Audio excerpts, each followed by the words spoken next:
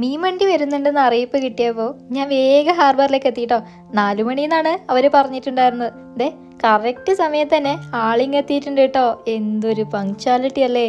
മീൻ വണ്ടി വരേണ്ട താമസം എല്ലാവരും തടിച്ചു കൂടാൻ വേണ്ടി തുടങ്ങി കേട്ടോ. ദ്വീപിൽ ഇതൊക്കെ ഒരു പതിവ് കാഴ്ചയാണ് കേട്ടോ. ഇങ്ങനെയുള്ള ബോട്ടുകൾ വരുന്നതും ആൾക്കാർ മീൻ വാങ്ങാൻ വരുന്നതും ഒക്കെ. ദേ കണ്ടോ, നമ്മുടെ നാട്ടിലെ ചൂര, നമ്മുടെ കാസർഗോഡ് ഇതിനെ സുധാമീൻ എന്ന് പറയും കേട്ടോ. ഇവിടെ ഇവൻ ലട്ടിയാണേ. ട്യൂണയിൽ തന്നെ ഒരുപാട് വെറൈറ്റി ഉണ്ട്. അതിന് ഓരോ സ്ഥലത്തും ഓരോരോ പേരുകളും. ഇതിൽ എൻ്റെ ഫേവറേറ്റ് എന്ന് പറയുന്നത് ഈ കിടക്കുന്ന യെല്ലോ ഫിൻ ട്യൂണയാണ് കേട്ടോ. ഇതിനിവിടെ കണ്ണലി എന്ന് പറയും. എന്ത് രുചിയാണെന്നറിയോ ഇതിന്. ദ്വീപിലുള്ള മിക്ക ആൾക്കാരുടെയും പ്രധാന ഭക്ഷണം ട്യൂണയാണ്. എൻ്റെയും ഇപ്പോൾ ഫേവറേറ്റ് ഈ കണ്ണലിയാണ് കേട്ടോ. അതിട്ടിട്ട് ഒരു അച്ചാർ ഇടണം. ഓയ്യോ എന്നാ ടേസ്റ്റാണെന്നറിയോ. ഈ വണ്ടി നിറയെ മീനാണ് കേട്ടോ. എല്ലാവരും ക്യൂ നിന്ന് തൂക്കമൊക്കെ നോക്കി 4-5 ട്യൂണയൊക്കെ വാങ്ങി കൊണ്ടുപോകുന്നുണ്ട്.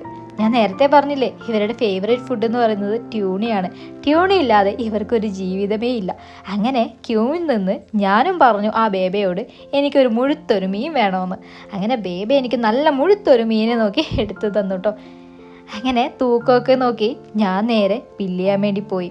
കൂടുതലും ഇവിടെ ക്യാഷ്ലെസ് ട്രാൻസാക്ഷൻ ആണ് കേട്ടോ നടക്കുന്നത്. അങ്ങനെ പൈസയൊക്കെ കൊടുത്ത് ഞാൻ എൻ്റെ മീനുമായിട്ട് വീട്ടിലോട്ടാണ്. ഇനി അടുത്ത പരിപാടി ഇതിനൊന്ന് വെട്ടിയെടുക്കുക എന്നുള്ളതാണ്. അതിന് കുറച്ചൊരു സ്കില്ല് വേണം കേട്ടോ. ഇവിടുത്തെ ആൾക്കാരൊക്കെ എന്ത് നന്നായിട്ടാണ് മീൻ വെട്ടുന്നതെന്നറിയോ. ഇനി കുറച്ച് ഷോ ഓഫൊക്കെ ആവാം. അത്യാവശ്യം വലിയൊരു മീൻ വാങ്ങിയതല്ലേ.